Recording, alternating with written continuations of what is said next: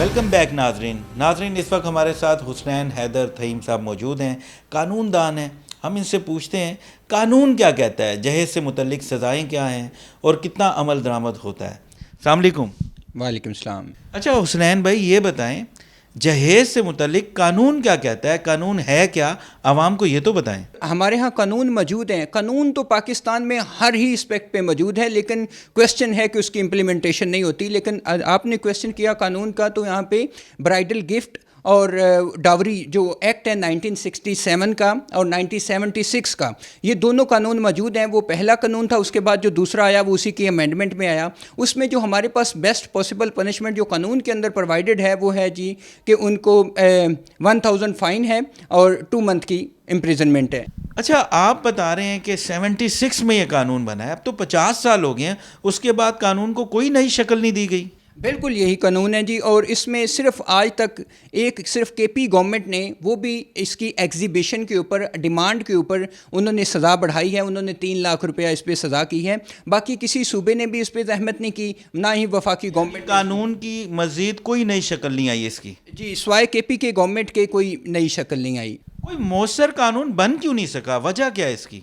ابھی تک مؤثر قانون اس وجہ سے نہیں بن سکا کیونکہ اس میں نہ لوگوں کی دلچسپی ہے، نہ ہی ہمارے پارلیمنٹیرین بڑے افسوس کے ساتھ اس میں کوئی اپنا کلیدی کردار ادا کر رہے ہیں. اور وہ صرف جو لیجسلیشن پاس ہو رہی ہے وہ صرف وہی پرائرٹی سیٹل کی جا رہی ہیں جو IMF کی ہیں، جو FATF کی ہیں، اور جو انٹرنیشنل کمیونٹی ہم سے ڈیمانڈ کر رہی ہے. کیا لوگ بھی شکایات نہیں کرتے، لوگ بھی سامنے نہیں آتے؟ لوگ اس میں جو مارجنل سیگمنٹ آف سوسائٹی ہے وہ بیچارے پس رہے ہیں، ان کی چیخو پکار ہے، لیکن شیم، آؤٹ آف شیم کی وجہ سے وہ نہ کمپلین رجسٹر کرواتے ہیں، نہ ہی وہ کورٹس میں آتے ہیں، نہ ہی وہ اپنا مداوع ان کا ہو سکتا ہے. بہت ساری ہماری مائیں بہنیں بیٹیاں ابھی تک اسی وجہ سے بوڑھی ہو رہی ہیں کہ ان کے والدین نہ جہیز افورڈ کر پا رہے ہیں، نہ ہی وہ کہیں اپنا جو اپنے مسائل ہیں ان کا کہیں سے تدارک کروا پا رہے ہیں. اور اس کے ساتھ جو دوسری وجہ جو یہ ہے کہ ہم پری پارٹیشن میں چونکہ ہندوؤں کا حصہ رہے ہیں، تو آج تک انہی کی جو کسٹم ہے، انہی کی جو رسم و رواجات ہیں، وہ ہم نے اپنے گلے کا توق بنائی ہوئی ہیں اور ان کو ہم انہیرنٹ کرتے ہوئے اپنے ساتھ آج تک ان کو کیری کر رہے ہیں. آپ رسم و رواج کی بات کر رہے ہیں تو ہندوؤں کی رسمیں ہیں، ہم تو دین کو فالو کرتے ہیں، تو ہمارا اس میں تو نہیں ہونا چاہیے کہ ہم اس کو فالو کریں. ریاست کا بھی بڑا کلیدی کردار ہے اور میڈیا کا بھی ایک بڑا ذمہ دارانہ رویہ ہے. بیکاز پچھلے دنوں میں آپ نے دیکھا ہے کہ کچھ پولیٹیکل پارٹی کی بچوں کی کچھ شادی ہوئی تو اس کو بڑا آئیکن کر کے دکھایا گیا، اور یہ ہے جو ہماری پبلک کی پرسیپشن بناتا ہے towards the legislation, towards the custom. اب اگر ایک پولیٹیکل پارٹی کے کچھ بچوں کی شادی ہوگی تو اس طرح دھوم دھام سے منائیں گے، اس پہ بے تحاشا خرچہ کریں گے، کوئی کویسچن نہیں کر سکے گا، تو لوگوں کے لیے وہ ٹرینڈ سیٹلر ہے. اب میڈیا اگر اس چیز کو دکھاتا ہے تو لوگوں کی اوپینین مینٹین کی جاتی ہے اس کے بارے میں. دوسری بات یہ ہے کہ ہمارے پاس جو کوئی بھی قانون ہے، وہ آئین جو بھی اس میں قانون بنایا گیا ہے وہ قرآن اور سنت سے متصادم نہیں ہو سکتا. ہمارے آئین کی پرنسپل پالیسی یہ ہے کہ کوئی بھی لیجسلیشن جو پارلیمنٹ پرومولگیٹ کرے گا وہ کسی طور پہ قرآن اور سنت سے متصادم نہیں ہو سکتی. یعنی اس وقت پاکستان میں، ہمارے اسلامی معاشرے میں جہیز سے متعلق کوئی مؤثر قانون نہیں ہے، کوئی سزا نہیں ہے. بالکل ہم یہ کہہ سکتے ہیں کہ مؤثر نہیں ہے، موجود ضرور ہے لیکن اس کی ڈیٹرنس نہیں ہے. تھوڑا تفصیل بتا دیں کہ ہے کیا ہے. وہ بیسیکلی یہ ہے کہ آپ ایگزیبیشن نہیں کر سکتے، کہیں پہ بھی ٹوٹلی بین نہیں کیا گیا.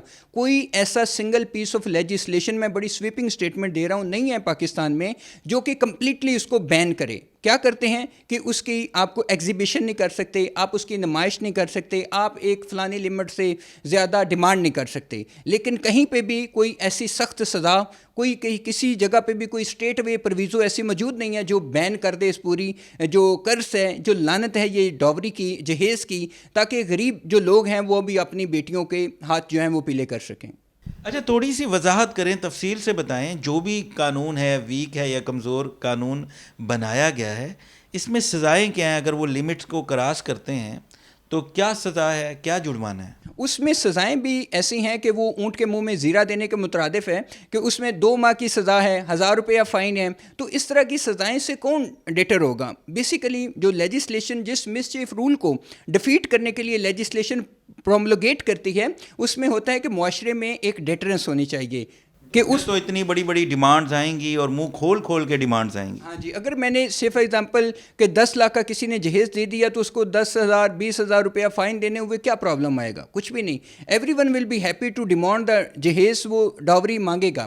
اور اس میں ہماری جو ہائپوکریسی ہے بیسیکلی کہ ہماری جو منافقت ہے، ہم چاہتے ہیں کہ ہماری بیٹی سے کوئی ڈیمانڈ نہ کرے، لیکن جب ہم اپنے بیٹے کی شادی کرتے تو ہم چاہتے ہیں کہ بہت زیادہ جہیز آنا چاہیے، ٹرکس کے حساب سے آنا چاہیے، فلانی بیڈنگ ہونی چاہیے، فلانے ڈرا ہونے چاہیے، فلانے جناب وارڈروب ہونا چاہیے. یہ ساری ڈیمانڈ ہے ہماری، اور ہماری ہی بیٹی ہوتی ہے، ہمارا ہی بیٹا ہوتا ہے، لیکن بیٹی کے لیے ہمارا اور ہوتا ہے پریورٹی اور بیٹے کے لیے اور ہوتی ہے. بٹ آئی ول سے دیٹ کہ یہاں پہ اس ٹرینڈ کو پروموٹ کرنا چاہیے کہ ان کو جہیز نہ دو، ان کو پراپرٹی میں سے حصہ دو، ان کو انہیرنٹنس میں سے حصہ دو.